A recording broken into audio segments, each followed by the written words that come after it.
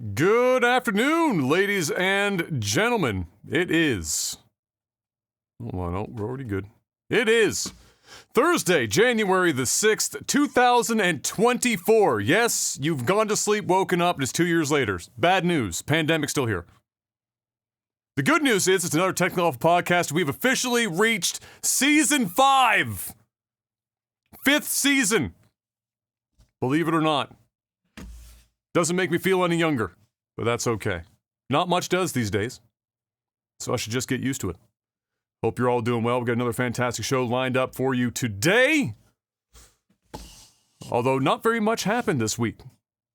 And so we'll see just how much we can irk out of this as per usual. Actually, I forgot I didn't post on Patreon yet. So while I do that, I have to ask the most important question of the week, in which I'm going to request Mr. Black has at least 45 extra seconds of explanation. Mr. Black, how was your week? Same old shit, different day, man. Still feeling like shit most days. Just chilling, streaming, grinding. That's Jeff, that's not much 45 extra seconds. I'm almost done. Man. I'm trying, but there's nothing much that happened. I didn't see any new movies this week. Okay, we're safe. We're good. Okay. You're safe. You made it. All right. We made it for time. We're good. My week was not another. Well, it was another week, I guess, as well, to some extent. Although we did finalize, everything is done. We have the keys to our house now in hand, so that is fully finished. We went to the lawyer and sat down and did the boring thing where they read over everything you've already read over, except this time in front of a lawyer. So that I guess somebody can say legally that you had somebody tell you what was going on. Signed some more papers, gave them all of the money in our bank accounts, and signed off our unborn first child. And now we have the keys to our home and are ready to find other funds that don't exist to renovate it. And so we're gonna start to do that. We already have some people coming in, quotes on windows and stuff like that. Radon pump, because we're in Nova Scotia, and like literally anywhere in this province is the seventh circle of radon hell. And so we got that. We got that guy coming through and whatnot. Get that stuff out of the way early. And then it will be things like, I think the HVAC will be first. Dad and I are going to be redoing the HVAC so that the top and bottom, 2 separate units, will have an intake and exhaust that are separate of each other. Because, the house was originally not made for 2 units, and so as it was, the bottom unit was the intake and the top was the exhaust, and of course you don't necessarily want to have that when you have 2 different units in one home. So we're going to be wiring it up for 2 different things there. And then, probably move into running some Ethernet cable, because again, 1986, this bad boy was built. And they didn't have Ethernet cables in 1986 that people were like slamming into their homes. And so nobody's got anything but Wi-Fi in this place right now. So we're going to be running some cables as well, things like that. You don't have to travel far. No, well, that's the beauty. We got Dad's workshop out back, and then we just walk. It's gonna look real weird to the neighbors, like fully like completed pieces, just walking down the street from one home into the next home. So yeah, it's great. It's very convenient. It is convenient, man. That gas and fucking traveling back and forth, and that shit takes. It takes a lot of time. It takes a lot of time, man. That's actually very handy. We're still going to be, making use of probably Uncle John's truck once or twice to get some material, but otherwise, pretty much everything can get delivered, and the rest of it's just here. So we can do all the work real close by. So a blessing in that regard, especially since it's the winter. Like if it was in the summer, it's already a bitch to travel, but like in the wintertime, it's fucking even worse. And hopefully we continue to get weather like today. Oh my God, please. It's crazy. Give me this while we gut the house so we're not fighting snow in the dumpster outside while we're also throwing shit into it. That would be amazing, please and thank you. But yeah, other than that, I just got my booster today. I tried to jump over cars in the parking lot immediately following. It did not work. White man still can't jump. And now I'm waiting to get hit by whatever fucking weird Moderna wall is going to come after me here in the next several hours. And fight that off, and then in a couple weeks' time, I should be categorically invincible and possibly even radioactive. and I look forward to my spider powers making their way here. I went to the one out at the forum today to get it done, and a bit of a fucking gong show because they're making you swap your masks at the front door, regardless of what mask you have on. So people were like coming in with N95s and N99s, and they're swapping them for surgical masks, which are basically performative at this point. They're not really, they're like theater. Surgical mask doesn't do anything, and so people were like asking the security guard, like, are you absolutely certain that you want me to take off this $30 N99 mask to replace it with a surgical mask while you're, because they were asking you questions. So you're taking off one mask, you got like one of these bad boys on, like some sort of mask, taking off, and they're asking you questions, like the screening questions, like, you know, fever, all that other shit. So while you're maskless, you're just talking in this open fucking space while swapping masks, and then they had the masks in a communal box, so everyone's reaching their hands into this one fucking box to take out a surgical mask. It was a big farce, and then they had like your hand sanitized about 910 times, even though you didn't touch anyone or hand anyone any items. So it was a bit of a fucking circus in there, but we got her done. So I either got Omicron waiting in line, or I got my booster done. We'll see which one wins first. The body is going to determine which one of those two things wins the day. In the coming week. And that was it. Played a little bit of Halo when I had some time, in between spending inordinate amount of time on IKEA's website. I will be IKEA's #1 customer here for a short period of time, and especially for their kitchen shit, cabinets and stuff. And that was it. So more house stuff, which is a shocking development, I know, but that's been more or less it. And now it's time to talk about video game news, Mr. Black. First up, Square Enix's CEO proves why they let you fight him as a meme boss in multiple games. As he's slowly turning Square Enix into some weird form of Shinra Corporation, he posted a thing on New Year's Day, January 1st. And I swear to God, I laughed out loud when I read this thing, because he starts off with this one sentence: I would like to begin by wishing everyone a happy new year. And then he immediately torches, like he's scorched earth, following that one sentence. I would like to begin by wishing everyone a happy new year. Following sentence: the metaverse was a hot topic in 2021. And I immediately was like, fuck me. Is this whole thing going to be with the metaverse? Yes. Yes, it is. But my favorite sentence, you can go, if you haven't read it already, I highly suggest go and read it all, because if you like satire, just pretend this is satire, because it reads like satire. My favorite line in this entire letter, after he was so nice to wish us all a happy new year, was, I realize, and this is a direct quote, I realize that some people who, and this is in quotation marks, play to have fun, and who currently form the majority of players.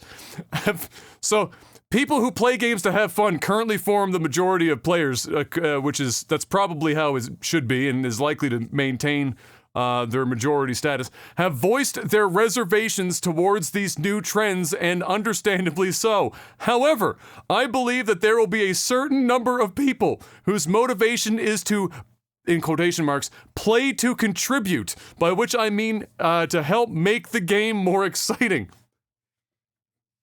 So, the CEO of Square Enix has decided that the majority of people right now like to play games to have fun. Crazy concept, I know.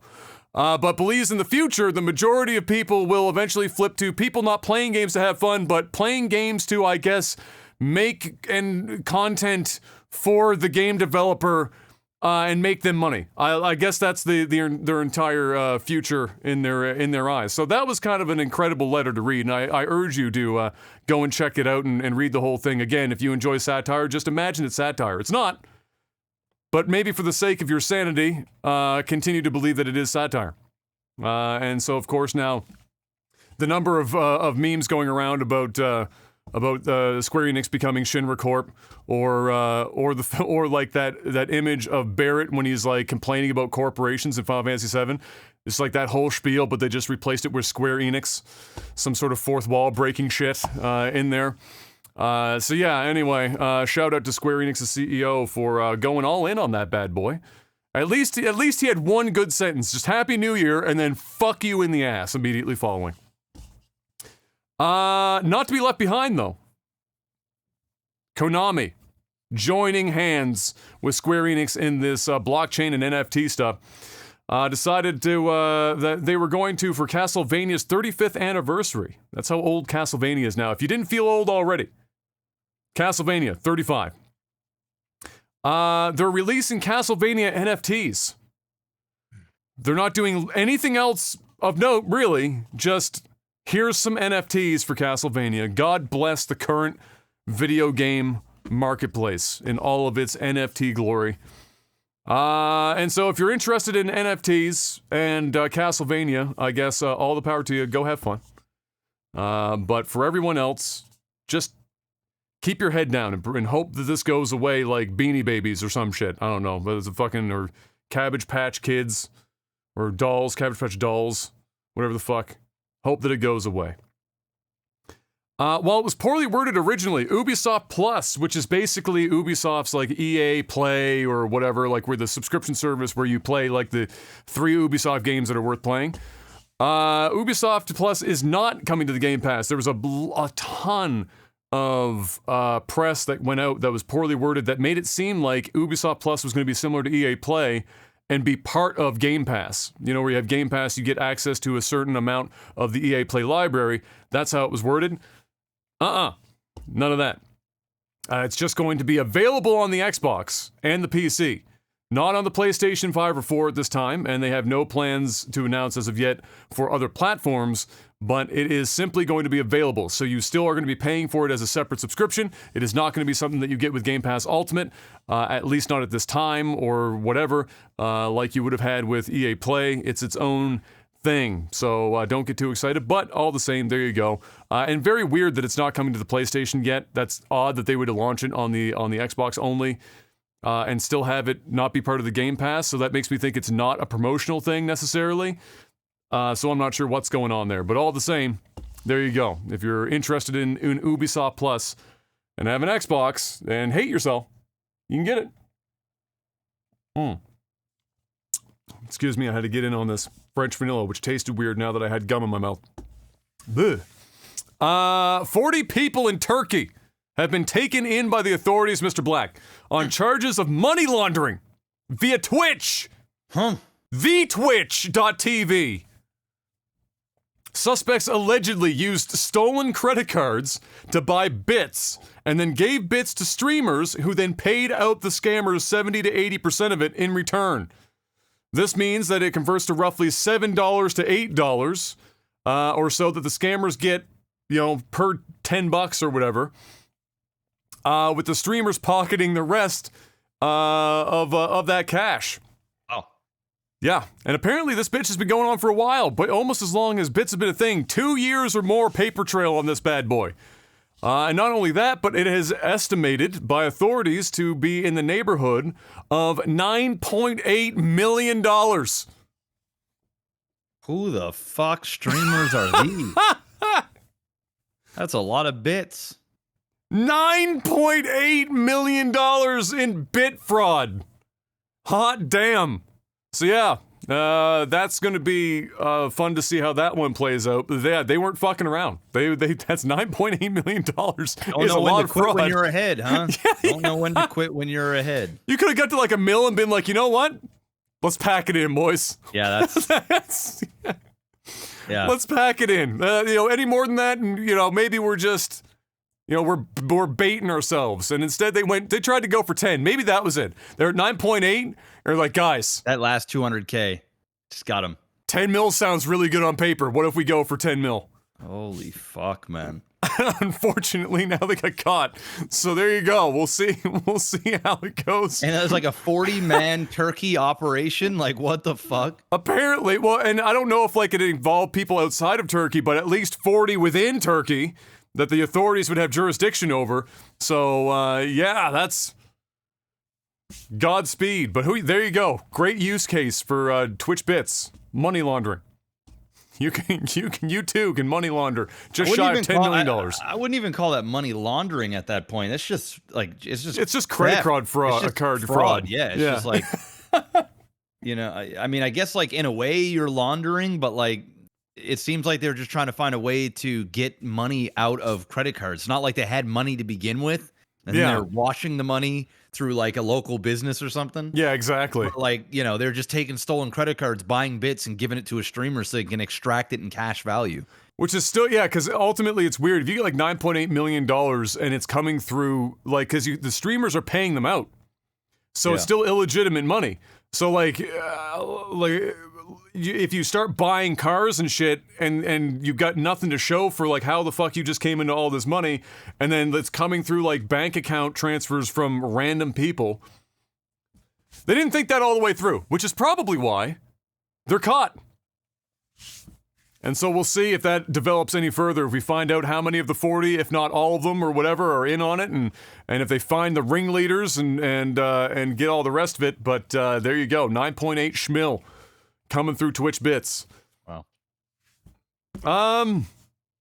The rumors came through for Twisted Metal fans, Mr. Black. We talked about Twisted Metal rumors it feels like ages ago now, probably 2 months ago, maybe even 3. Where there were some flying around that Twisted Metal was going to make a comeback to some degree, including, I think, a TV show or something, I think. Sounds familiar to me when I say it out loud anyway. But Sony announced at CES that they are indeed working on more in the Twisted Metal franchise in terms of games.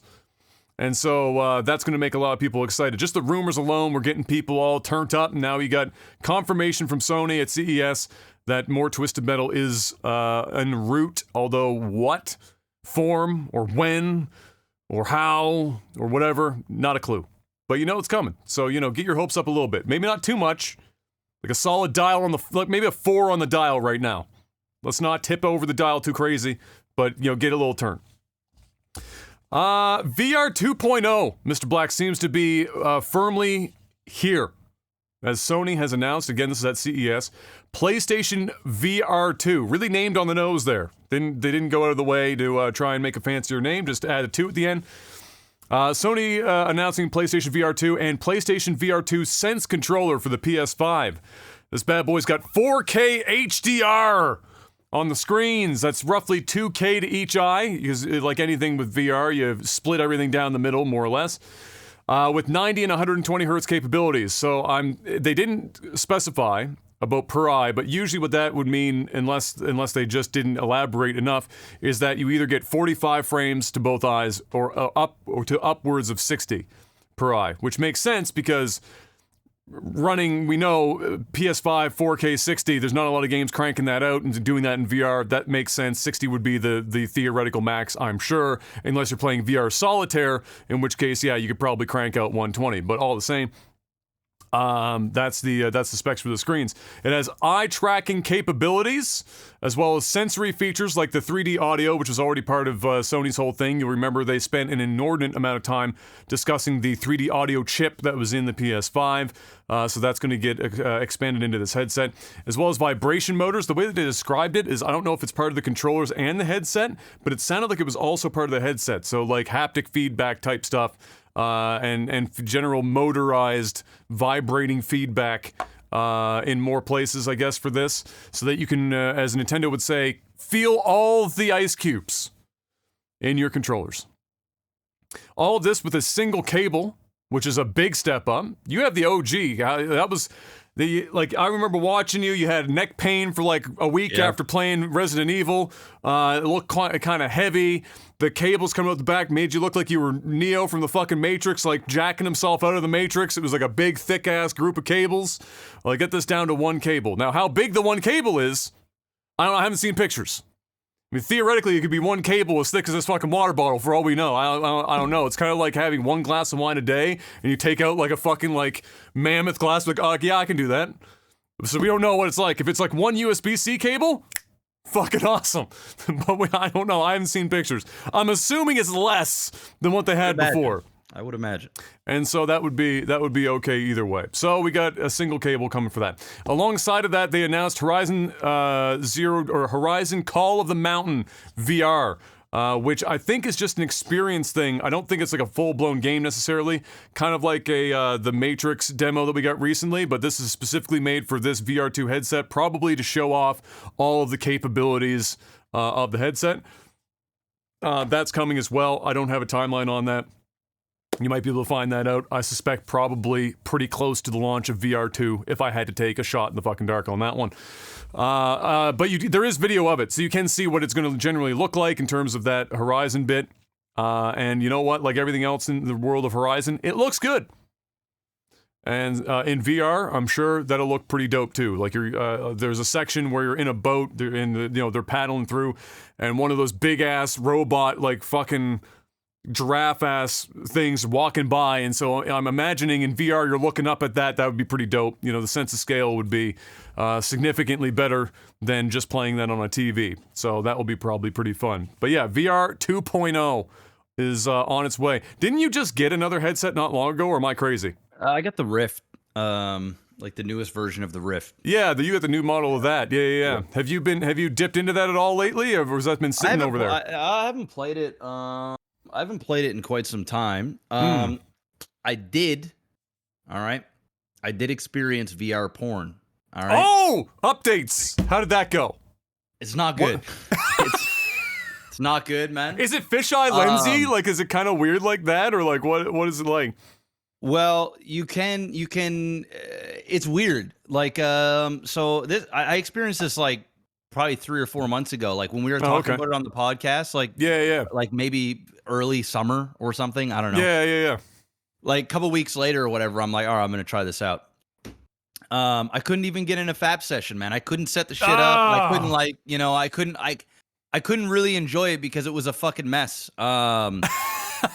Like it's not that now I'm not maybe somebody in the comment section can like let me know the best places to go and stuff like that, because you pretty much almost have to download the stuff, and like I haven't downloaded porn since I was like fucking 16 years old. No joke. That's already one extra barrier. Yeah, and like you have to play it through like certain types of programs. So I even did research. Like I was like on Reddit and fucking different places, like trying to figure out like, I was like trying to figure out like what software I got to have on my computer to like play these files. And then it just got to the point where all I could do was download like 30-second, 1-minute clips. And it's like that shitty porn where like you don't even get the good stuff. It almost shows like little tiny highlights and then like the thing ends. You know what I mean? Yeah. So like I managed the one that I watched. It was a Christmas theme one, even though this happened way before Christmas. It must have been like an old video. Probably. But it was like a Christmas tree, and there's a couple of chicks. And these two chicks, you know, were engaging. And then like there's like 2 different settings. There was the fishbowl one where it's kind of like a fishbowl and it's like kind of 3D, but it's not. But then there's like one where you're like there, right? Okay. And like because I was trying to download the ones that was like point of view, like a POV. Yeah. So that like, you know, I'm the guy and I'm like looking down and stuff. Yeah. And like you could do that and it was like cool to see, but there's something off about it. I don't know. It's not. Listen, guys. I mean, if I had to choose, it would just be like regular stuff. You know what I mean? I'd just rather just watch regular, your 2D. Sometimes you just need a utilifap. You don't need it to be a deep situation. Nah, this isn't the 40-year-old version where you're lighting candles and shit. You just, you're in and out. Yeah. So, yeah, that's pretty much that was pretty much my experience. I didn't get to like sit down and watch like 5 or 6 different. It's not a thing we're on a website where you can just like kind of. Okay, I had my fill of that one. I had it seems like you got to set the shit up. It's almost like you got to premeditate this thing. It can't be like spontaneous. Like, you know what? I'm just gonna rub one out. This shit is like you got to set it up. You got shit all over your head. You got like you got to have folders again. You got to have certain programs. And then like the biggest thing was the program I was using. It would just shut down every time I tried to like move the file into it. The thing would crash, and then I have to take the headphones off and like use my desktop and then put the headphone. It was just like, man, I'm done with this. I didn't even get a fab session in. So I haven't like experienced in all of its glory, but I tried. I will say, all right, it's cool in concept, and like the small clip that I saw was like, okay, this is kind of cool, but I think it's more of a novelty thing. I think it's like, okay, you see it, kind of like going to the theaters and watching a movie in 3D. You know what I'm saying? You only need to see that like once. Yeah, it's like you experience it one time, then you realize like it's not really. It doesn't add anything to the experience, really. Now, to be fair, maybe there's some really good stuff out there. Maybe there's like, you know, something that I'm unprivy to and like, you know, that's easy to access and it's just more of a spontaneous thing. But like, I don't like VR 2.0 is here, Mr. Black. You never know. There it is, man. There it is. 4K 2.0 streaming right off the website. No hoops to jump through. Yeah. You know, you're going to be picking your dick color and size before you go in. You know, everyone's going to be Mandingo going into the session. Yeah. It's coming. I was disappointed. I was disappointed because when I bought the machine, like, honest to God, I never even thought about the VR porn. Didn't even cross my mind. Then when we talked about it, I was like, okay, you know what? Like, well, now you got to find out. I gotta try it out. I gotta see what this is all about, right? You know, it's kind of a good thing that like I'm not into it all that much, like actually really at all, because I haven't tried it since. Because like it'd be just a weird thing, like, you know, I'm down here in my fucking room, I've got like my fucking my shits on, you know what I'm saying, down here, like, you know, there's a lot of shit going on, man. It gets you.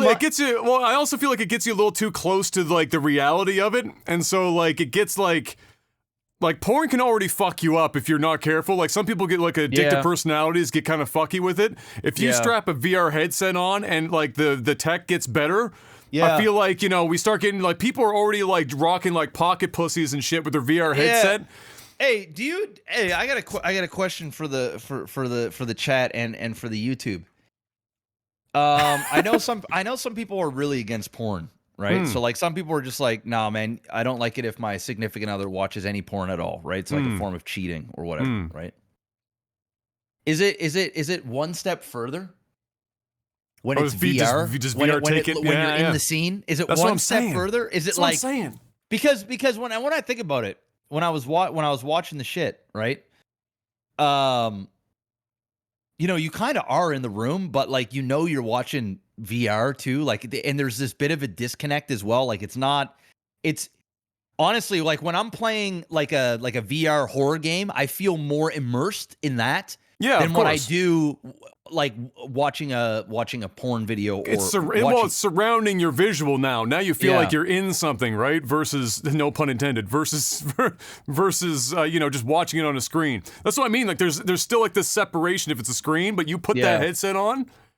Yeah, I don't know. It's getting weird. I think, and then the step further than that is, of course, well, then you're going and you're like, you know, fucking some bot, right? Oh, they like some friggin' sex bot shit. I couldn't do that stuff. Neither could I. That's like a.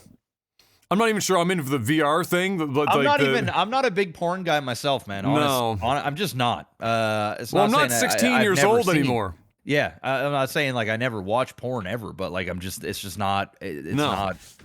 They're rare occurrences, and for me to like go the extra mile and strap myself into like some sort of shit in here, lock myself in this fucking dungeon, and have all these screens and monitors around me and like trying to get into it and then fucking around with programs and shit. It's just like, nah, man. You know, there's got to be an artist that's already done a rendition of that. Like it's some sort of dystopian porn universe, right? Like where it's just like a picture of a dude with like a pocket pussy on, with his headset on, watching VR porn in like his LED laden dark room at night in the middle of the city somewhere, like a fucking. That's kind of fucking. It's crazy, but all the same. VR 2.0. There it is. Maybe the porn's better. Listen, when VR 2.0 comes out, guys, I will try it again, and I will let you know if it's better, if it's worse, or if it's the same. And I'll give you my honest opinion. Like, I'm not bullshitting you. I tried it. It was too much work. I couldn't get these long videos. There was no websites that I could just like the VR porn websites that I was on, as a lot of it's small clips. And then, like, a lot of it is the fishbowl stuff. You have to, like, download... To my knowledge, I mean, I could be wrong, but I had to, like... I did some research, legit. I had to, like, download programs and files to, like, get the real 3D thing. Because if not, it was almost just like watching porn, but in your VR headset and not because it's gonna convert the video into, like, an actual mappable thing to your headset, And I was like, man, fuck this, man. If I'm gonna have a FAP session, man, I'm not doing all this fucking shit on my head and fucking down here in a computer room. You know, like... It's too much work. It's too much work, man. Way too much work. It's way too much work. That's all we got for video game news, unless you got something that popped up on your feed that we didn't cover this week. No, man, that's it. Wonderful. Well, if that's it, then that means that we get to move on to selling out. We got patreon.com/legtv. Head on over there, throw money at the screen. If you guys are enjoying the podcast, we're on season 5. Season 5. Season 5. Make it happen. That's what's up. We also have Elgato. If you guys don't already have a VPN, go to nordvpn.com/OTT. Use the promo code OTT and get a massive discount with a bonus month on top of that. And you support the stream, you support the sponsor, you stay safe, you stay anonymous when you're using the internet. You can watch different regions of Netflix. You can watch region block content. You can play in different regions for games. You can stream on the servers, game and stream on the servers. And most importantly, keep your information and you safe when you use a VPN. Whether you're at home or in the public, you're traveling, you can use the VPN anywhere, even in China. The great firewall of China can't even stop NordVPN. So make sure you go and check them out. Use the promo code OTT and support. And with up to 6 simultaneous devices on one account, you only need one account per household. It's nothing crazy. All right. And if your renewal's up, make sure you use the promo code again and make it happen. And that's it. No more Elgato. They ain't paying me. So that's it. You don't gotta get one now. You don't. You can think about it, but you don't have to. You don't have to anymore, but you can think about it. All right. Yeah. I'll fill in that extra sponsor slot at some point. All right. Maybe, just maybe, if you guys got a company out there in technical alpha land, you can go ahead and shoot us an email. Maybe it'll be a good match. If it's not, we'll tell you if it's a good match. But you never know. Hit us up. We got to pay the bills. That's right. Now it's time for movies and TV. Mr. Black, The Rock says he's going to have a hard pass on rejoining the Fast family after Vin Diesel made such a weird public display to try and get him to return for the closing films. But The Rock said, no. Yeah, he said, you're a jabroni. Know your role and shut your mouth is what he said. Yeah, I'm bigger than this franchise, so I'm gonna. That's right. You need me. I don't need you. I'm out. Honestly, don't think it matters either way at this point. Just finish the series out, boys. Just get it done. Or don't. I mean, that too. Like, I mean, seriously. Would you have been okay if they just ended at Paul Walker's, like, I would have preferred it. Yeah. Because I think that was like the perfect send out. Dude, that send out is one of the greatest. It was good. It was perfect. It was just like, dude, this is the time. But hey, when your movies make billions of dollars or $1 billion every time, you gotta keep going, right? Until it's dog shit. But if somebody said to me that you were going to get emotional and be on the verge of tears in a theater listening to Wiz Khalifa, sad as fuck, man. That shit was sad as fuck.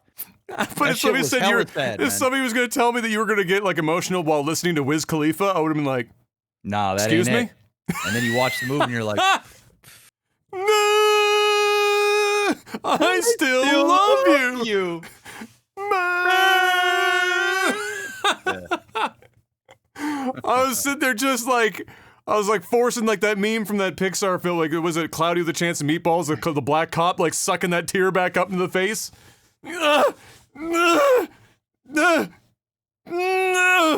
Trying so desperately not to cry during Wiz Khalifa. Yep. There you go. Also sucking back a tear for one Miss Betty White, who passed away, ensuring just before New Year's to ensure that more people were toasting to Betty White than toasting to a new year. Just days, I think a couple of weeks before her 100th birthday. Which surprised me, even though she was 99, because it seemed like she was the Energizer fucking bunny. She was still working. Literally still doing shows. But when you're 99, I mean, at any day. That's true. Could be the show. That's it. And I think that's why she lived the way she did. She just kept that dream alive. She didn't stop. Yep. Didn't stop for nobody. One of my favorite skits was Ryan Reynolds and Betty White and Sandra Bullock on like it was like a behind the scenes thing from, what was the movie again, babe? The Proposal. And Ryan posted, I think it was Ryan that posted that on Twitter. And it's so fucking hilarious. The interaction between him and Betty White was fucking gold. Whereas Betty White just pretending that he's been here, supposed to be her personal assistant for like the last 6 months. And he was like, Betty, I just play an assistant in the movie.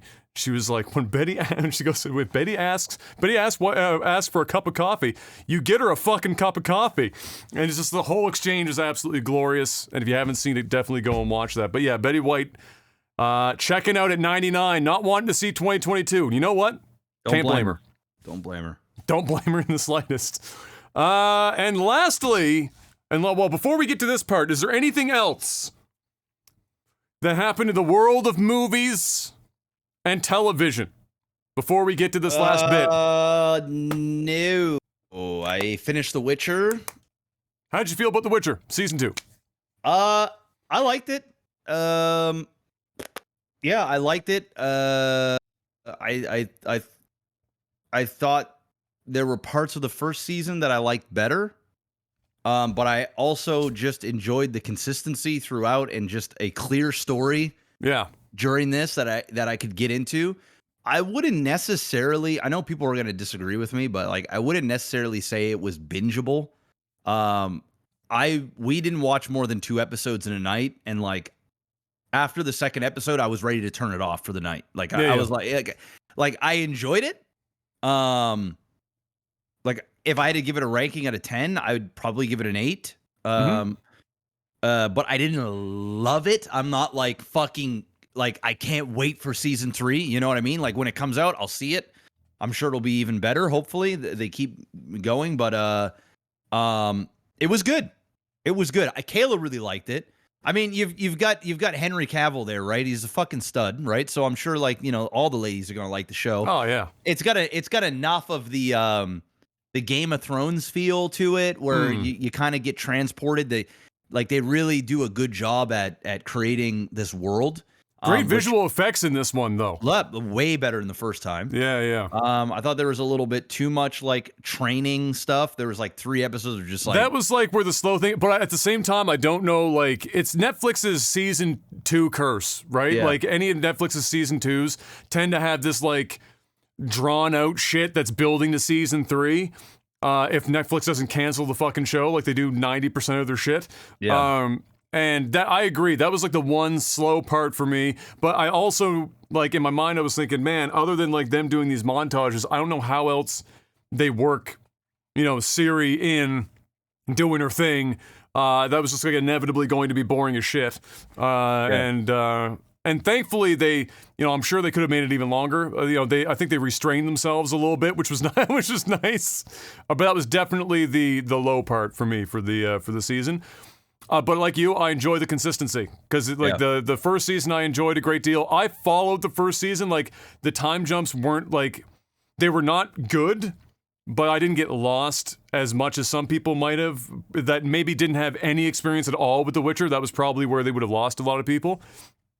So I did enjoy the consistency as well. I enjoyed how much more, now that we have the second season, everyone fell into their characters. The first season of anything, other than Henry, who apparently was born to play Geralt, everyone else needed some time to kind of find themselves in the characters. And now that we're at season 2 and everyone's been acting together for a while, man, it felt so much more natural, especially Jaskier, who I fucking couldn't stand in season 1, was completely tolerable in season 2, and a much more enjoyable character, because in season 1, I mean, he's still like comedic relief in season 2, but in season 1 it was like he felt like that was all he existed to be was comedic relief. Season 2 he was that, but at least he had purpose, which was a big step in the right direction. So I agree, 8 sounds good to me. I'm on board with an 8. And like you, I'm not going to die to like see season 3 right away, but when it comes out, I'll watch it. I'm going to watch it. And I'll enjoy it. Almost guaranteed. Yeah. I will enjoy it. Listen, they didn't fuck up I didn't play the video games.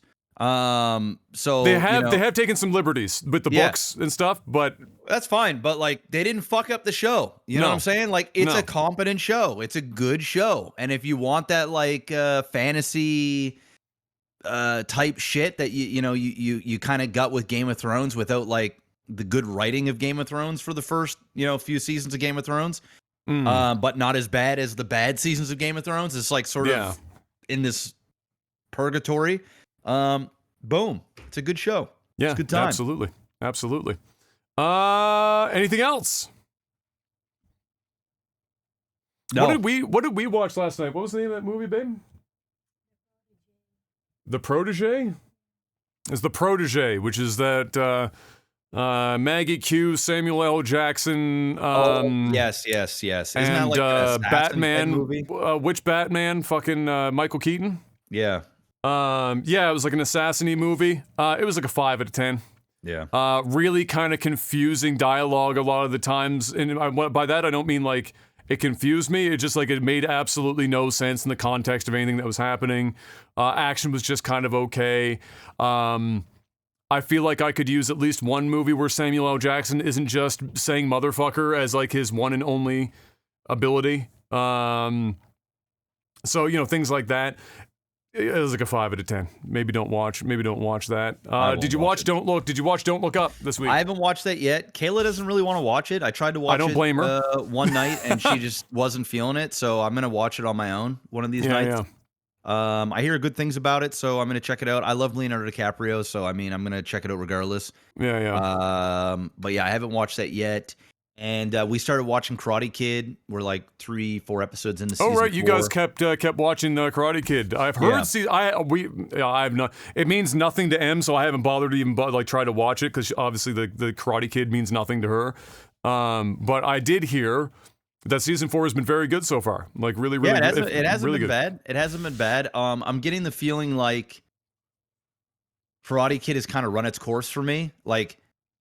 Are they repeating like storylines already? I wouldn't say repeating storylines, but it's the same storylines, but just slightly different. And I'm still enjoying it, and it's a good laugh.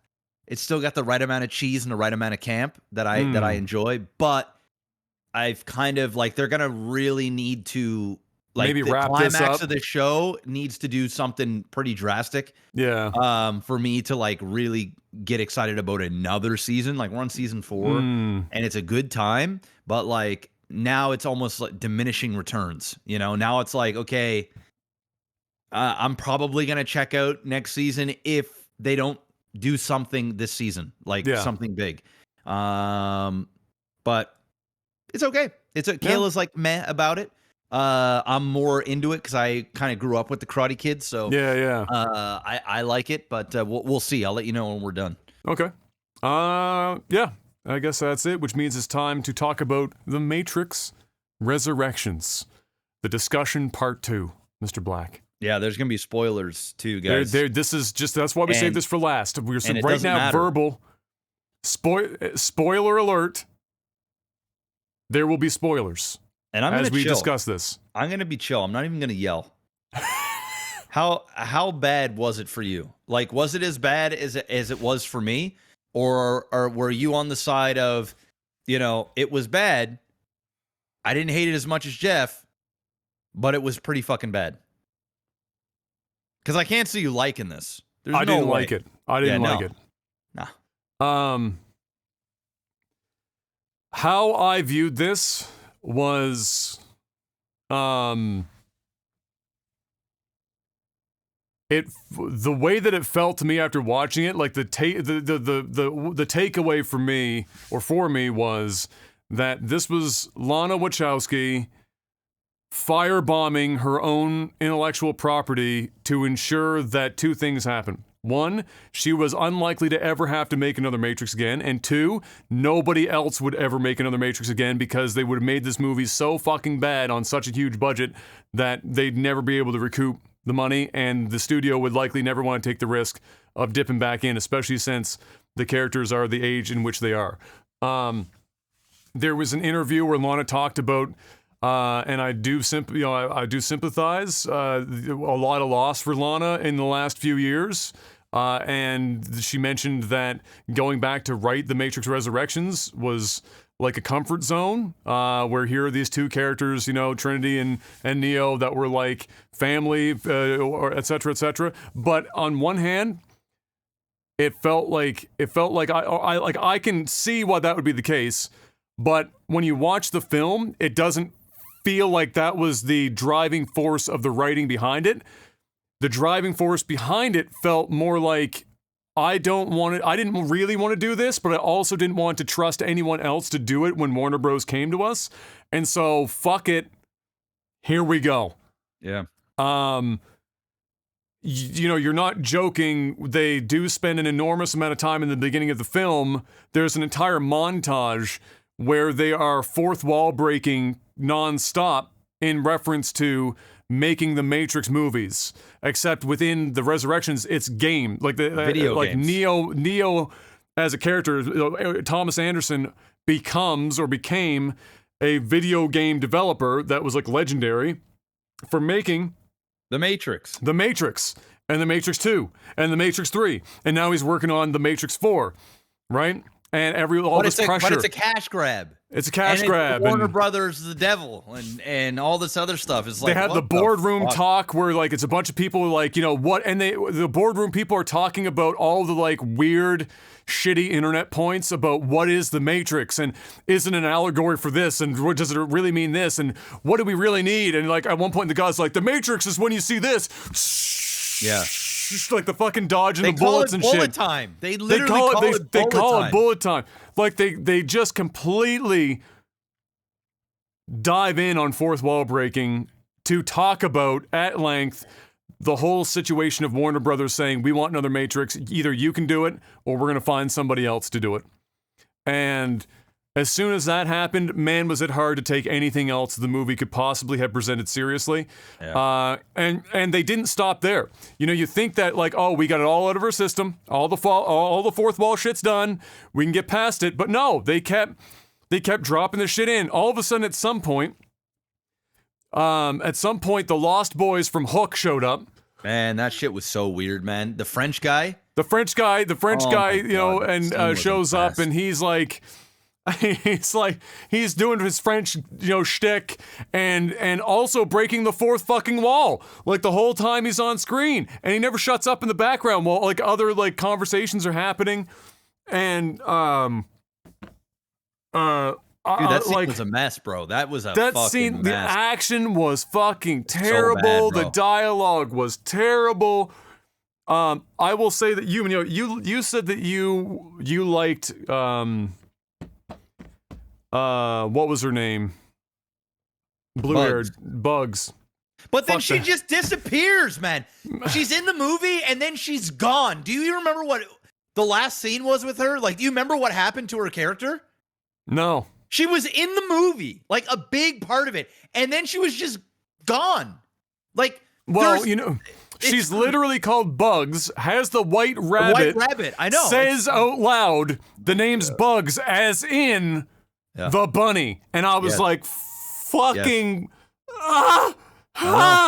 everything. Okay, if Don't Look Up is labeled like blunt like a hammer, meaning nothing, there's no subtlety at all.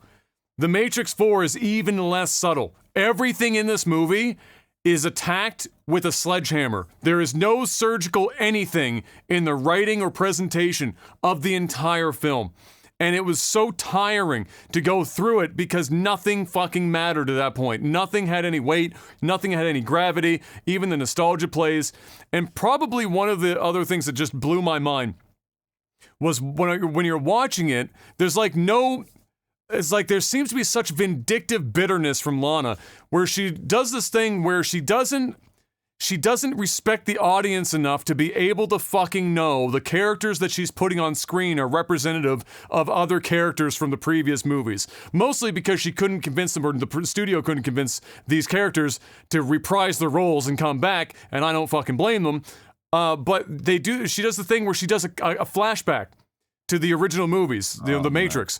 Does a for thing. like all the time. And like a character shows up and says something, and then even though it's so blatantly fucking obvious, we do a flashback to that original film. I'm not convinced that $50 million of the budget of this film wasn't just paying licensing fees internally to be able to fucking pull back up the cost of showing clips from the original film with characters that weren't in the film. And can't have Hugo Weaving in the movie? No problem. We'll show flashbacks.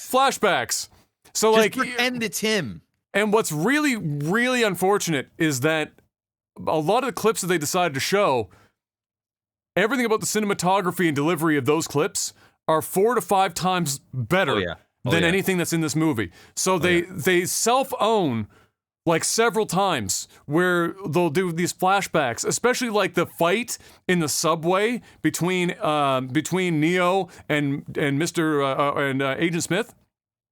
Which is one of the most iconic fucking scenes in all of the Matrix, and was shot and done so well originally. And then they do this like really fucking Walmart dollar store version of that fight. It's bad. And they do the flashbacks at the worst times because all of the choreography is so sloppy. It's so I'm not going to say that it's slow because the Matrix was never fast choreography to begin with, but there was a little bit of methodology to the fights that were still entertaining to watch with how they were shot.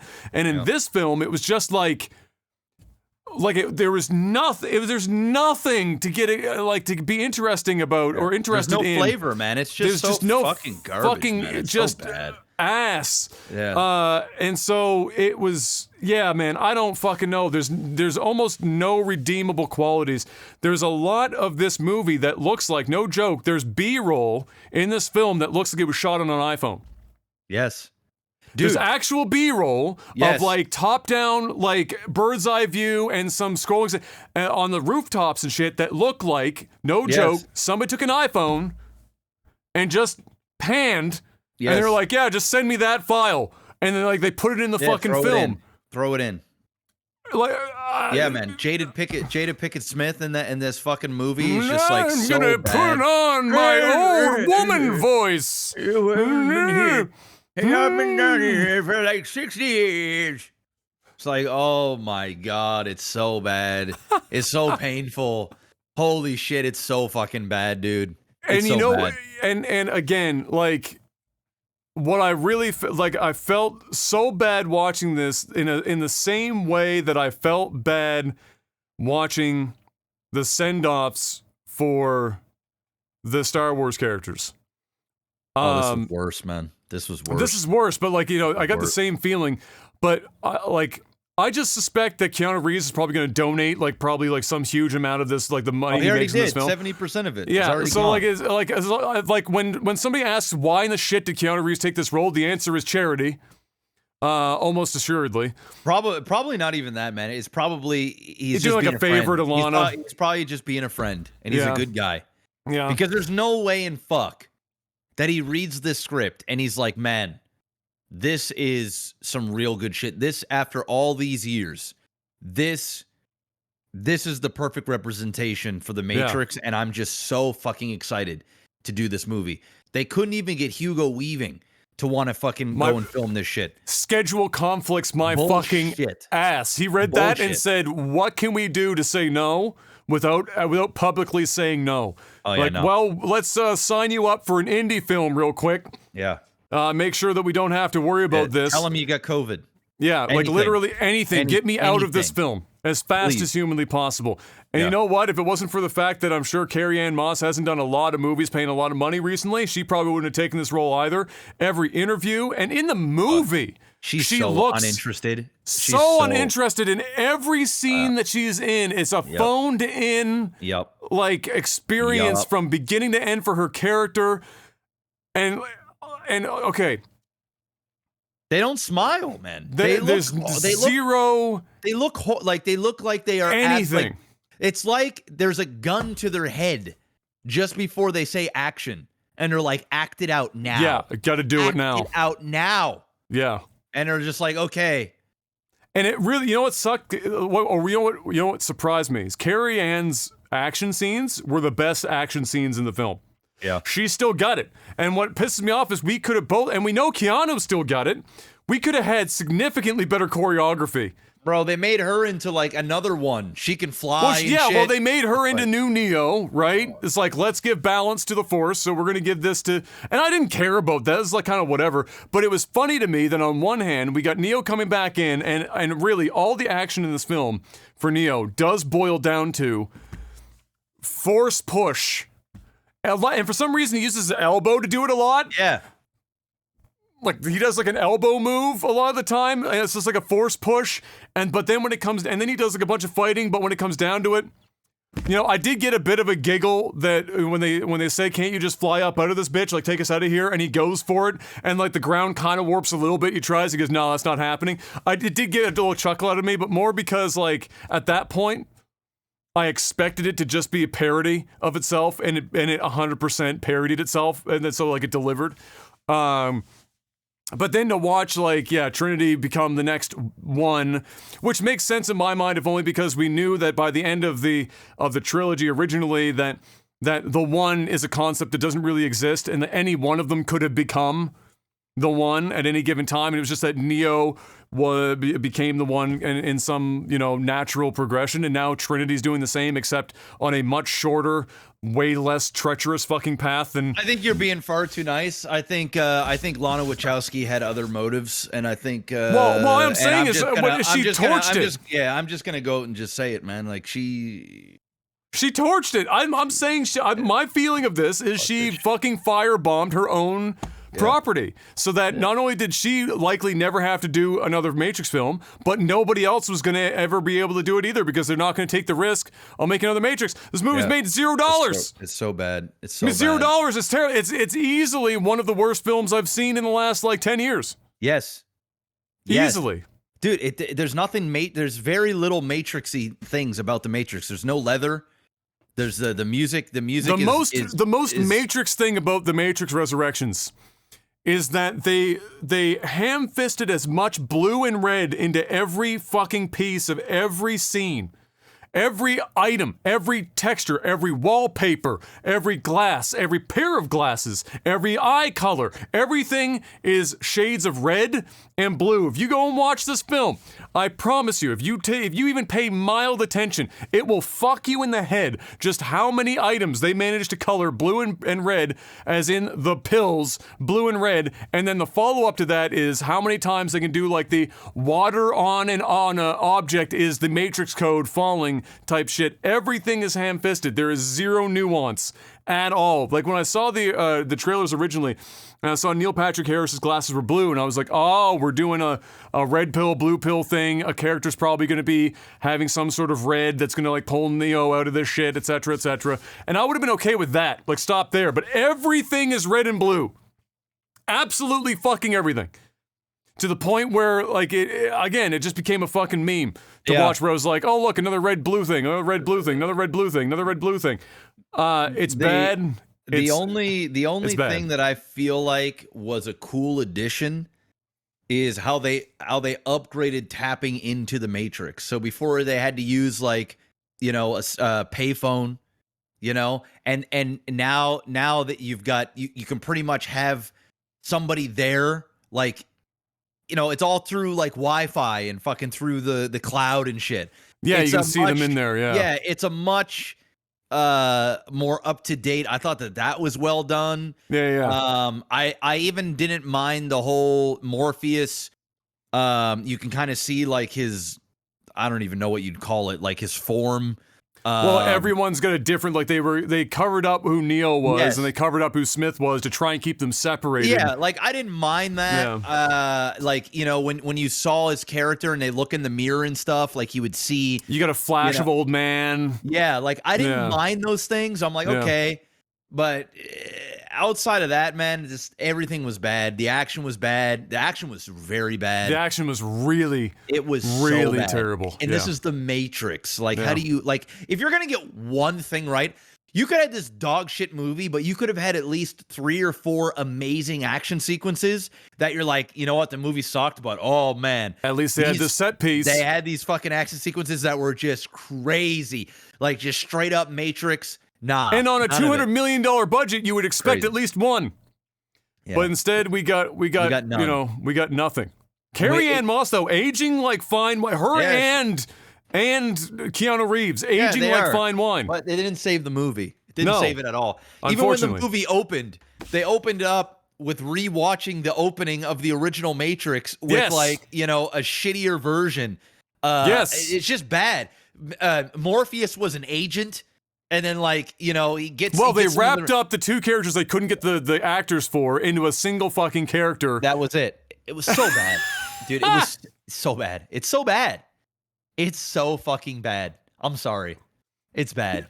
Yeah, there's not really... And at the end of the movie, it's basically just, like, Carrie Fisher being Neo's, like, guard dog. It's like Neo's become completely fucking useless, and now Carrie Fisher is like the guard dog, and she's just kicking the shit out of Neil Patrick Harris for like 10 minutes, and then the movie ends. Yeah.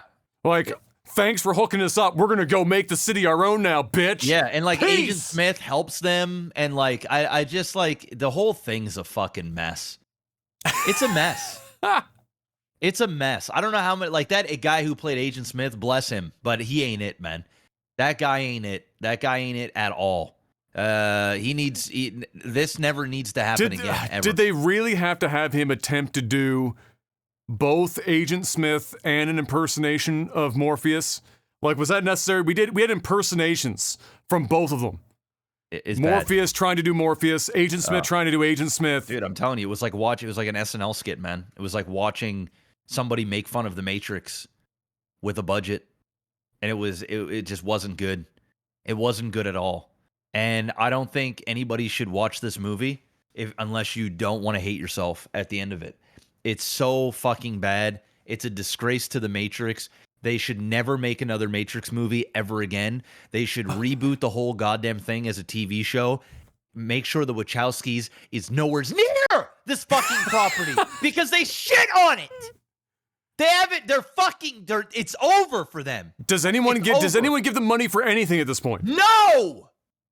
Lana hasn't made a fucking good movie in like 15 years. What was the last movie? What was the last movie that either of them made that was good? Like Speed Racer or some shit. And even some people hate that shit. Lana Wachowski. Let me go and see here. Let's see. Let me see. How do you spend $200 million on a Matrix sequel and turn out like 20 mil in like multiple opening weekends? How can you do that? Fan fiction would do a better job. Honest to God, $200 million. You know how I described this on Twitter? No, you know this is a $200 million budget movie that looked like a $20 million budget movie. Yes. You know what? She actually hasn't made a good movie since the original Matrix trilogy. And let's be real here.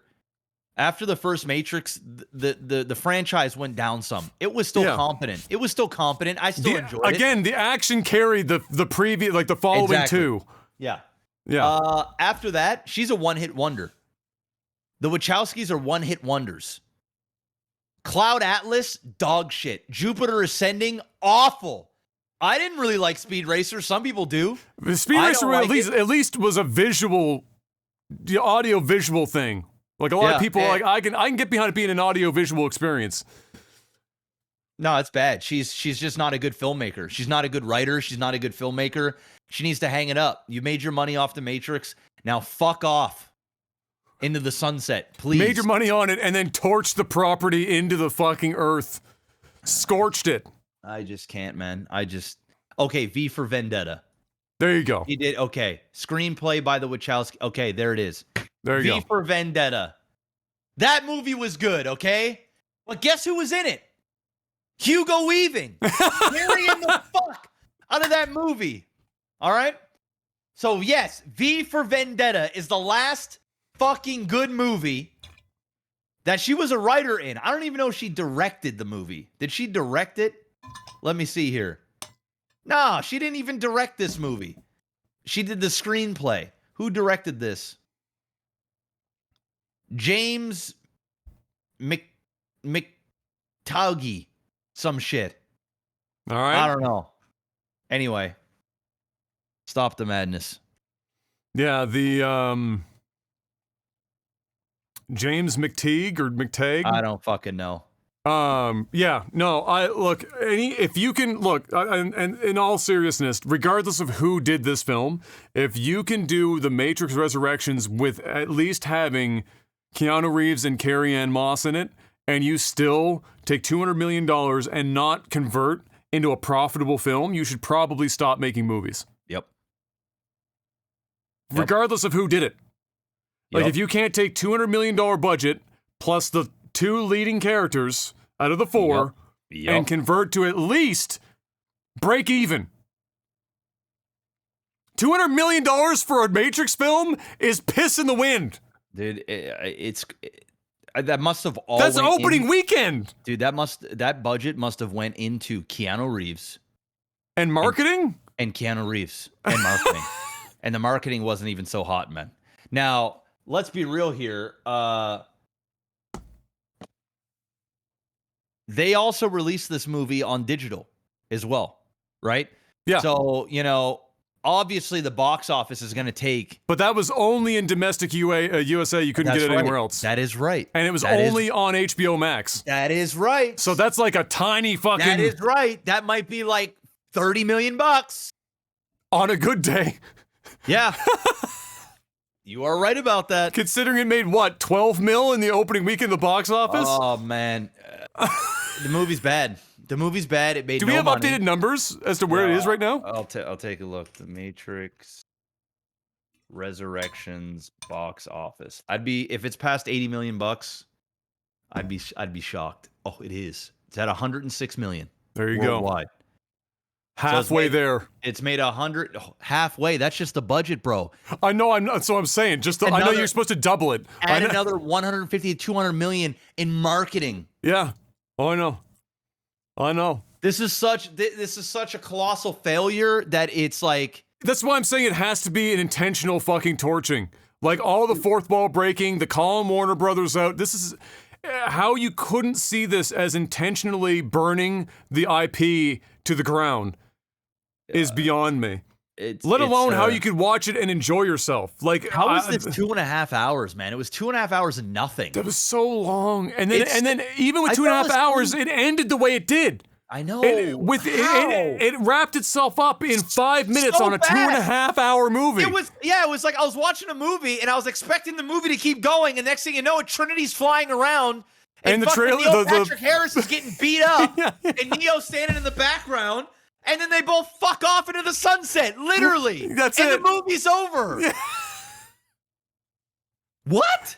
They had 2.5 hours and they still had the whole end in 5 minutes, like with zero substance, nothing. Or yeah, like I don't know how you don't see it as an intentional torching of the fucking intellectual property now. Obviously, Lana didn't want to ever have to do another Matrix again. Obviously, she didn't even want do one. And she didn't want anyone else. There to do is either. A 0% chance she will ever do another Matrix film ever again. Ever. There's no way. There's no way they can even greenlight this shit. This movie's gonna lose hundreds of millions. How red hot is Keanu Reeves right now? He is basically. Is it like Dwayne The Rock Johnson and then Keanu Reeves? Is that where we are? I wouldn't put him that high, but we gotta be close. You know what? He's loved as much as The Rock. I mean, The Rock is a much bigger movie star than Keanu Reeves. But like, when you get Keanu and you get The Matrix, and you can't even fucking break even on the back of John Wick's success. I mean, you got Keanu Reeves as John Wick, and your solution in the film is. That's it, man. That's what Neo has become. Is jazz hands? It's Matrix jazz hands? That's your solution? That's what Neo has become. Sad times. Oh my Lord, have mercy on my soul. Sad times. I mean, dude, look at the poster of the Matrix. What is he doing in the poster? That's what he's doing in the poster. Dude, man. It wasn't false advertising, I guess. You know, they accurate on the poster. Like I remember when I got all the Matrix stuff and I had the box set and I still have it. Yeah. And I would watch all the hours and hours of behind the scenes shit and like Yeah. everybody was having fun and it was inventive and it was like just you were you were in awe with how they made these movies and just everybody was just beaming with excitement and this is just Depressing. like depression. Yeah.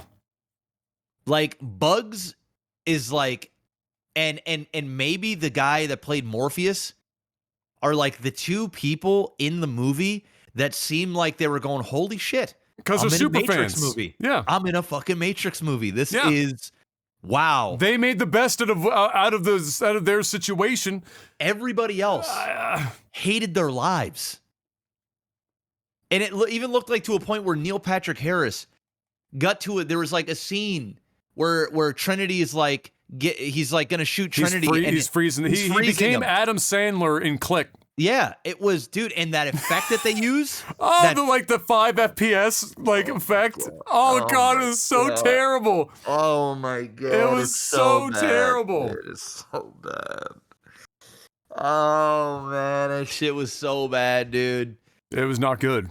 So there it is, guys. Don't you know what? Like, don't if you're gonna watch it, wait until you don't have to pay money to see it. Like when it hits Netflix or whatever platforms where you already got a subscription anyway, yes, then. But like, don't spend money to see this film.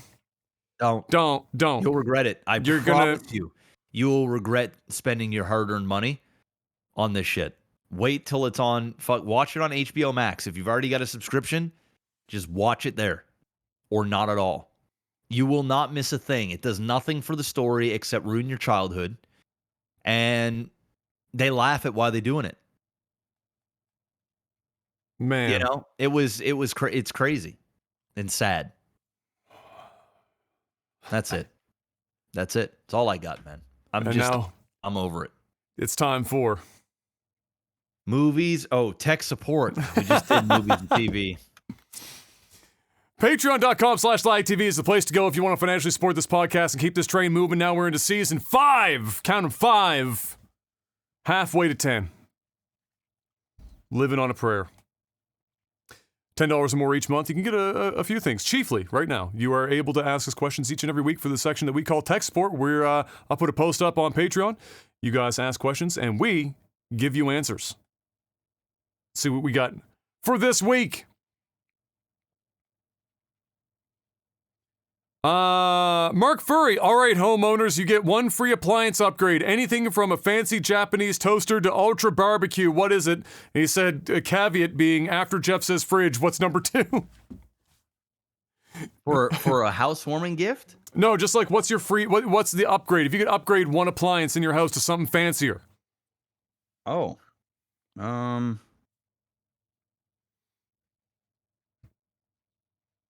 appliance. Yeah.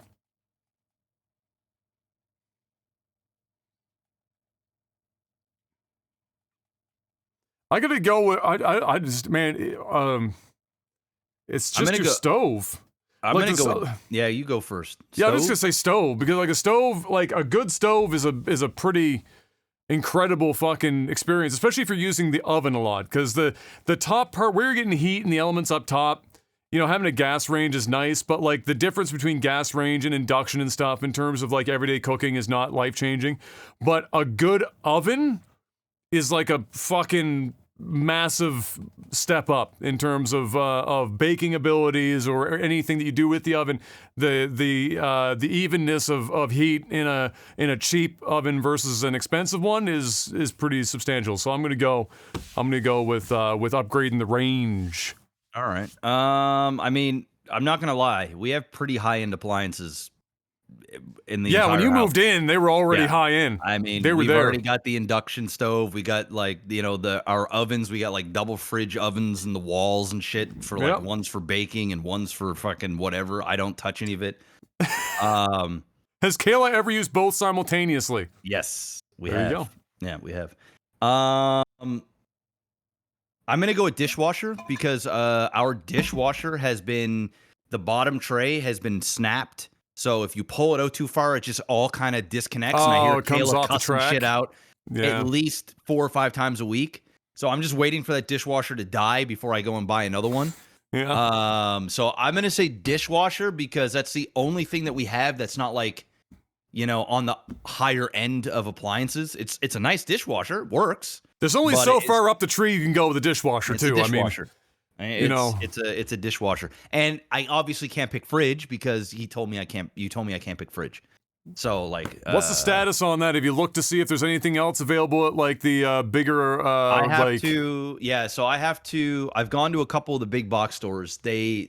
They're a big no-no. So I'm gonna have to go to like Canadian Appliances and stuff. And then that's what Dad was saying. Canadian Appliances is where he suggested you should probably look. So that's where I have to go. So I just haven't had time to go there yet. But I've called like your Bricks and your fucking your other. Yeah. They just don't carry it. They stop at like 48 if you can get to 48, but usually 36 is as big as they'll.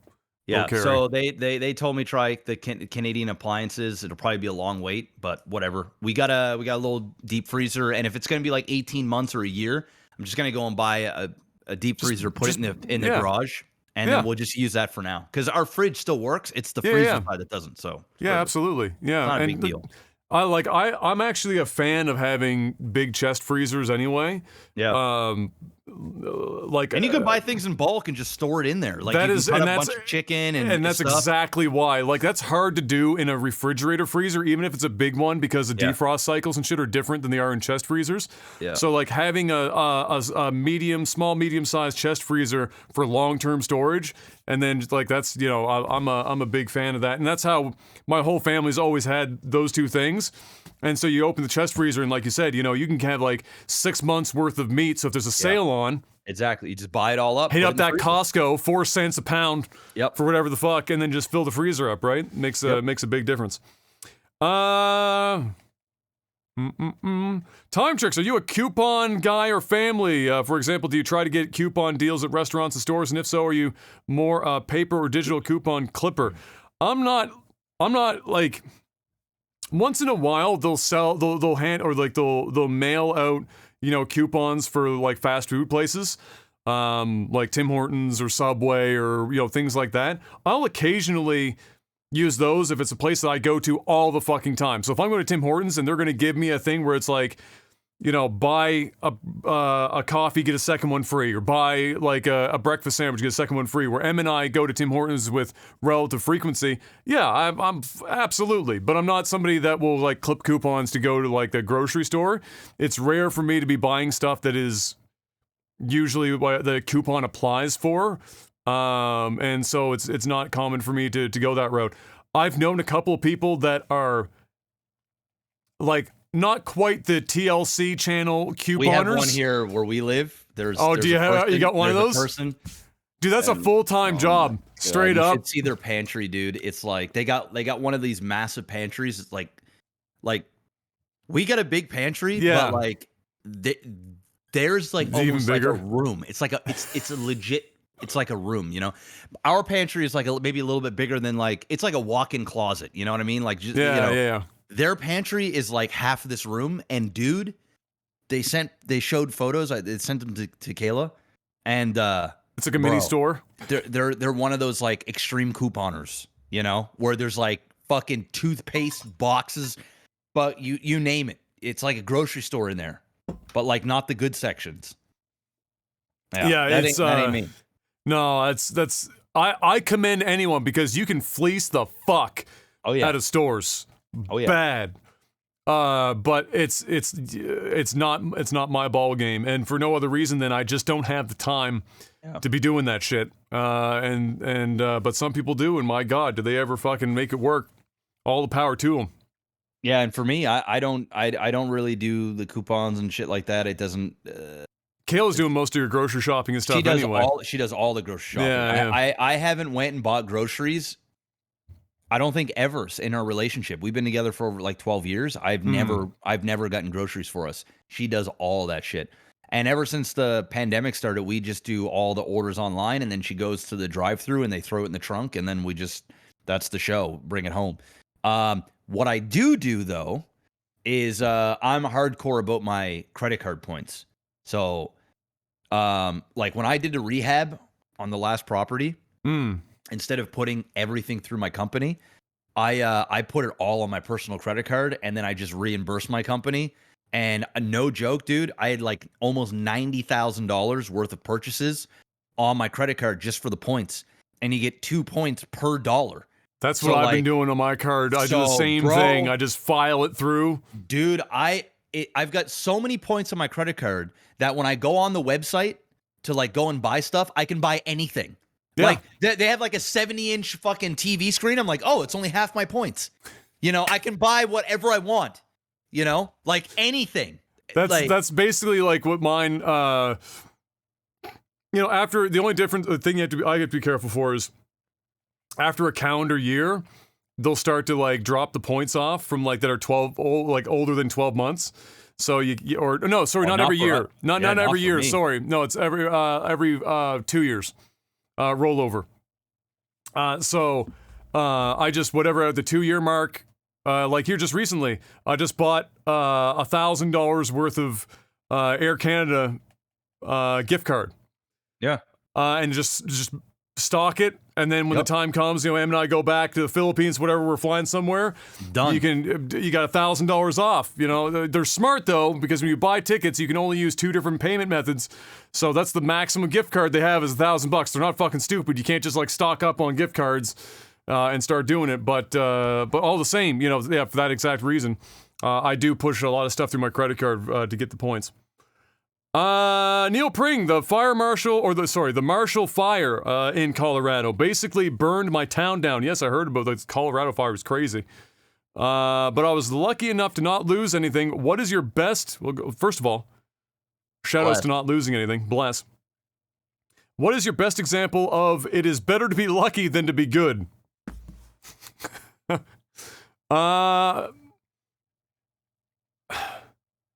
Man, it's better to be lucky than good. Yeah, well, I guess for me, like, the only thing I can think of was like, off the top of my head, would be that day that we had your rap battle thing to go to in the snowstorm, and when we were on the way home and I was dropping people off and I was in the fucking Chevy Venture and it only had all-season tires on and there was 2 feet of fucking snow on the road. And I dropped my last person off, and we were on a hill. And when he got out the van and I went and I put it in drive or whatever, I went into a backslide down the hill in the snow. And I like brakes on, didn't matter. I was in a backslide, couldn't go anywhere. And I was going, and there was cars parked on both sides of the road. And I was like, fuck me, this is it. This is where I just meme my insurance into the ground and plow into like 4 cars. I'm fucked. Parents are gonna kill me. My parents are gonna fucking kill me. So I had the wheel in one hand, I did the old hand behind the passenger seat, I'm looking backwards, and I'm doing anything I can to make micro fucking turns on this hill, and I'm trying to get my car to go sideways to slow myself down. And finally, I'm starting to go off on an angle towards one of the parked cars. I'm like, fuck. And I'm cutting my wheel, and I caught just a fucking cock hair worth of traction. Just enough to get the fucking ass end to move. And I swear to God, there was maybe an inch between the back of my fucking Chevy Venture and the front of that last parked car. And I slid sideways and ended up doing a full 180. So I went from being ass back down the hill and slid backwards into a fucking forward down the hill, and then slid into the curb and stopped. And my heart rate was about 296. I just about had a heart attack. I sat there for a good 5-10 minutes, composed myself, drove home, and never told anyone anything. I was like, how were the roads? Great, awesome, good night. Yeah, they weren't too bad. Good night. I'm out of here. So that was probably like the best example I had of that. Yeah, I can't even think of one, man. I literally can't. I can't think of it. Can't think. Let's see.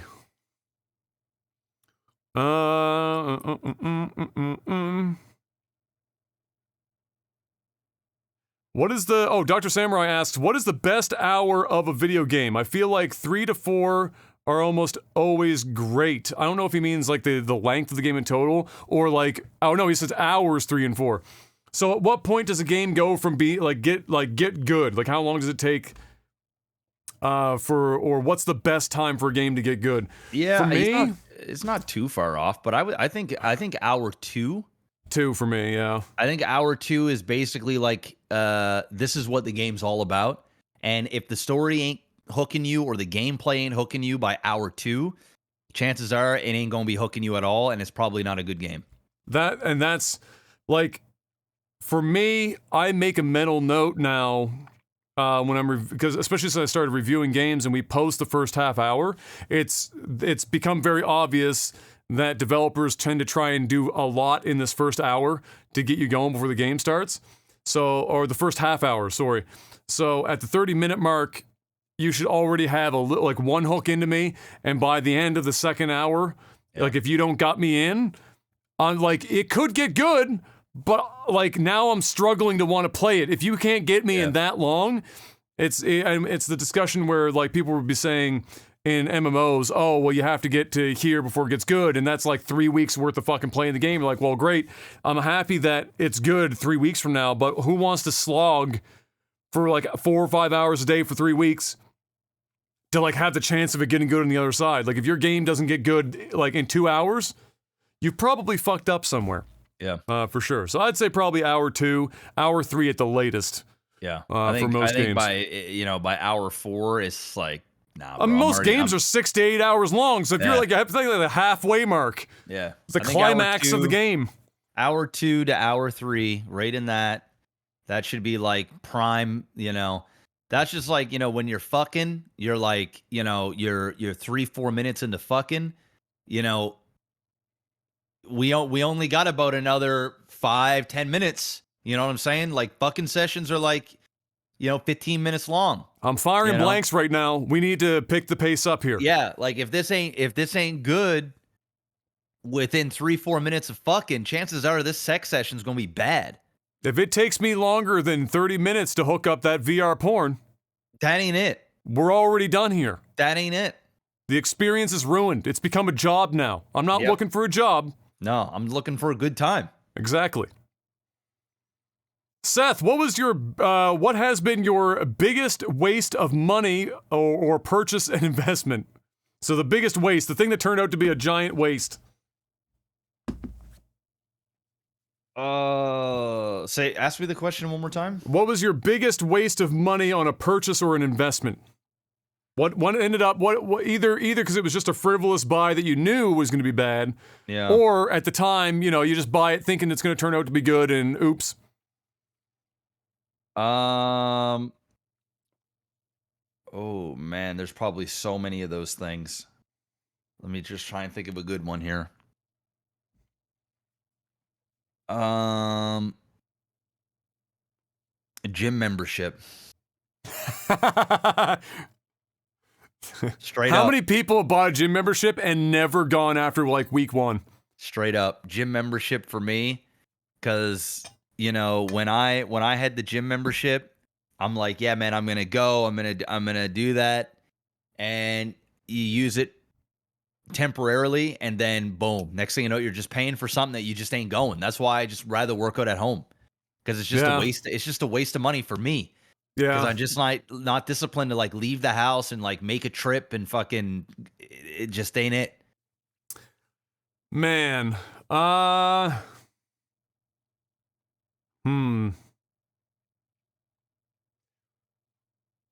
gonna say, bro, with how much gear you buy, I'm thinking of that. Like, okay, so it's between one of two things, and it's because they don't interact properly. So,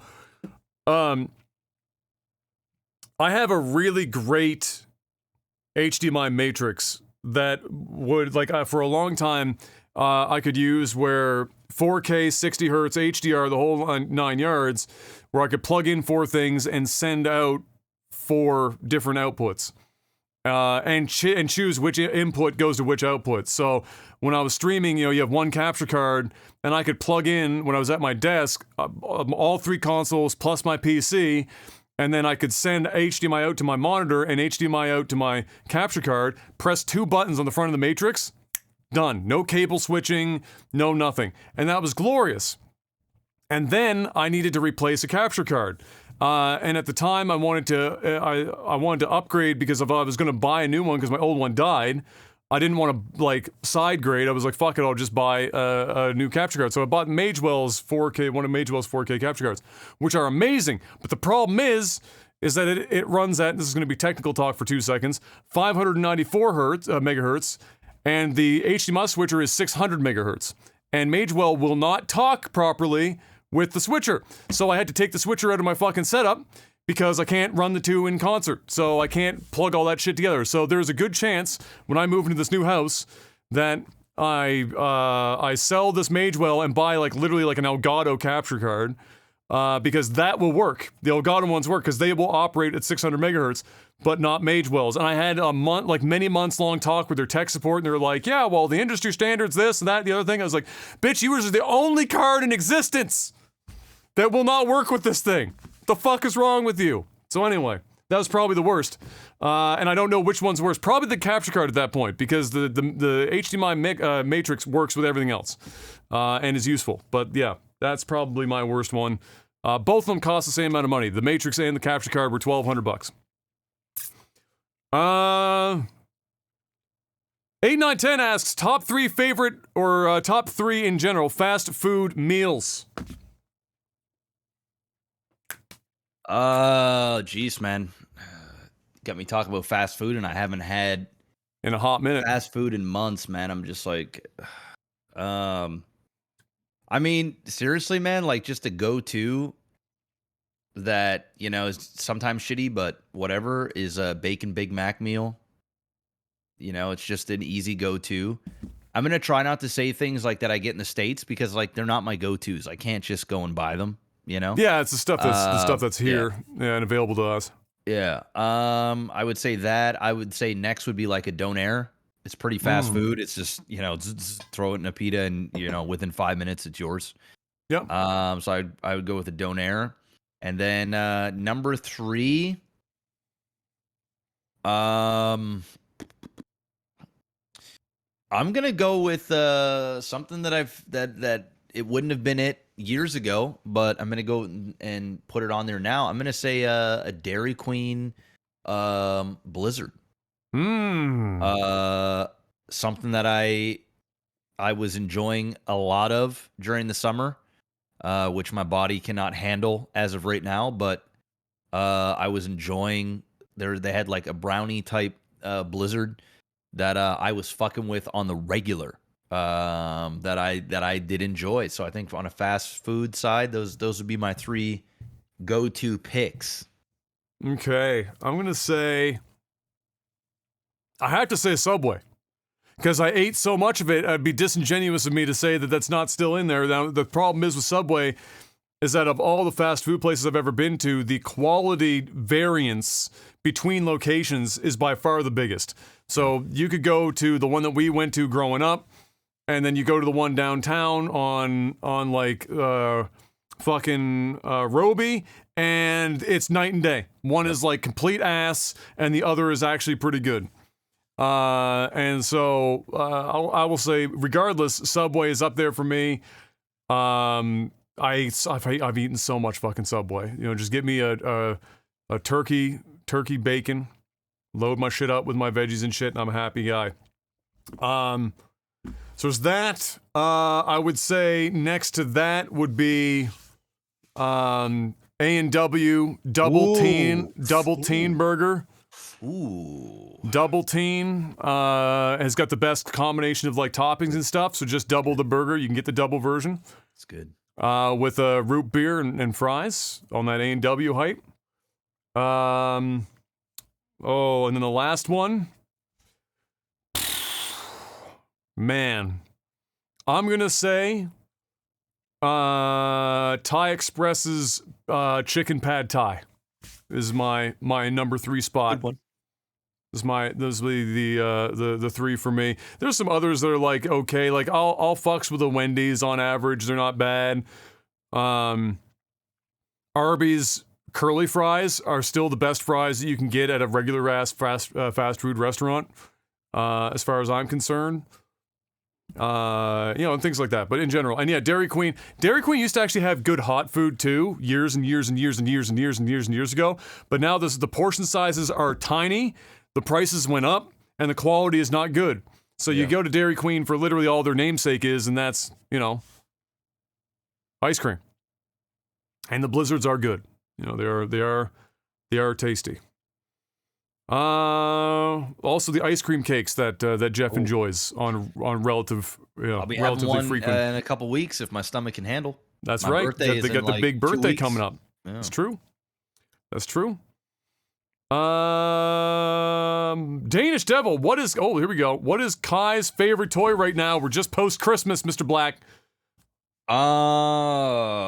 He got a little tiny four-wheeler that he can drive around in, and like his hand-eye coordination is good now, so he can it doesn't go in reverse, it just goes forward. But he's been using that the most. And today, his biggest gift was a dud on arrival. So when we opened it, the pieces were broke, it was fucked up. So today they just shipped the new one, so he's been playing with that today, and he's been excited.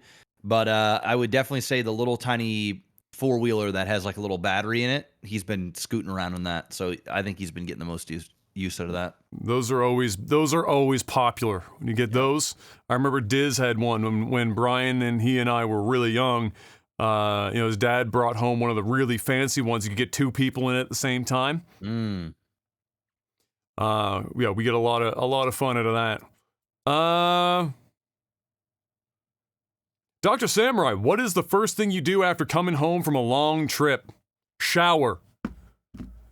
I don't even take the shit out of my bag yet. I just put the bag, first of all, the bag doesn't get cleaned out for like 2 weeks. That shit lays on my bedroom floor and I don't touch it for 2 weeks. I shower immediately upon getting home, and then I'm usually either on the couch or in bed because I'm dead. After traveling, I am so tired because I'm crammed up like a fucking sardine no matter where I'm going if it's on a plane. So that's the first thing I do. Shower and relax and don't touch that fucking suitcase for like 2 weeks. I'll stare at it every day. I get up and like, I should probably empty that. No. Yeah. And then I open your sock drawer and there's nothing left and you're like, where's all my shit? Oh, wait. It's in the suitcase that I haven't opened in 2 weeks. I should probably get around to doing that. Mine, shower is number 2 for sure, because I don't know, it's just nice to shower after traveling and just kind of just wash away the travel. I'm gonna go right to my fridge, man. I need to eat food that is not takeout food. Yeah, I just, there's something as soon as I walk in the house, I go in my fridge, I open it. It's like therapeutic. Grab something out of the fridge and just drink it. Fucking eat whatever the fuck is in the fridge and then shower. That's probably my go-tos. Yeah, I remember the exam. It's the one that we'll use until we're 90. But when we came back from Maine and we hadn't showered or eaten anything normally in fucking days, and we were so haggard and fucking tired. And I remember walking through the airport in Toronto or wherever we entered back into Canada at the time. And I was so happy to be back. I almost kissed the fucking ground walking through the exit of the plane. Man. That shit was brutal. I was so ready. When I got home, I just showered and ate. That shit scarred Adam, man. That trip scarred Adam for life, man. It fucked his future travel, wanting to travel, every time we got on a plane, not just that time, but every single time, something bad, going and coming back, bad, man. Fucked. Delays, fucking this and that. PTSD for sure at this point. Just bad experience after bad experience. I'm gonna need to have at least 5 good, easy-going plane rides before it starts to take the heat off of the gong show that was our MLG trips that we did back in the day. God, and even when when you went solo, you also you kept having. I had my last few trips have been good. But for a couple of years, 3 or 4 years after we did that trip, I was still getting fucked. I lost luggage when I went to Germany. I got stuck in Calgary for 15 hours one time. Just shit after shit was happening. Yeah, it's brutal. It was a curse. It's absolutely brutal. Well, that's the last question we got, Mr. Black. That's it. Which means we're at the end of the podcast for this week, ladies and gentlemen. I'm going to go and edit this and get it posted before this booster kicks in and kicks my ass. But thank you very much once again, ladies and gentlemen, for stopping on by. Hopefully you enjoyed yourself. Make sure you give us a rating on any of the podcast platforms that you are able to do so. Continue to pass this on to people that you think might be interested in listening to us run our mouths for hours at a time. And until next week, stay safe out there. Ladies and gentlemen, take care of yourselves. And until then, peace! Peace.